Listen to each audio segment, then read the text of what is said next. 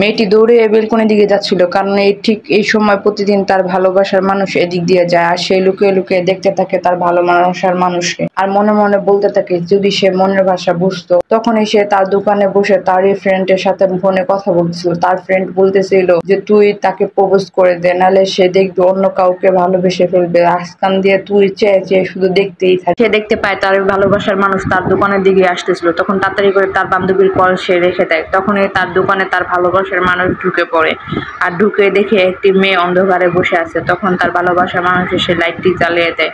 সেও জানে যে তার ভালোবাসার মানুষ দোকানের ভিতরে এসেছে, কিন্তু দেখেও না দেখার অভিনয় করে। যখন দুজনের দিকে দুজনে তাকায়, মনে হারিয়ে যায় কোনো অজানার গন্তব্যের দিকে। তখন ছেলেটি বলে, আমি আসলে একটি সাদা ফুলের বুকে নিতে আসছি, তা কি দেওয়া সম্ভব? মেয়েটি বলে, কেন নয়, আপনি অপেক্ষা করুন, আমি এক্ষুনি বানিয়ে দিচ্ছি আপনাকে। তখন ছেলেটি বসে থাকলে মেয়েটি ভাবে সে কি আমার মনের ভাষা বুঝবে না। ভিডিওটি ভালো লাগলে শেয়ার করুন, কমেন্ট করুন। পার্ট 2।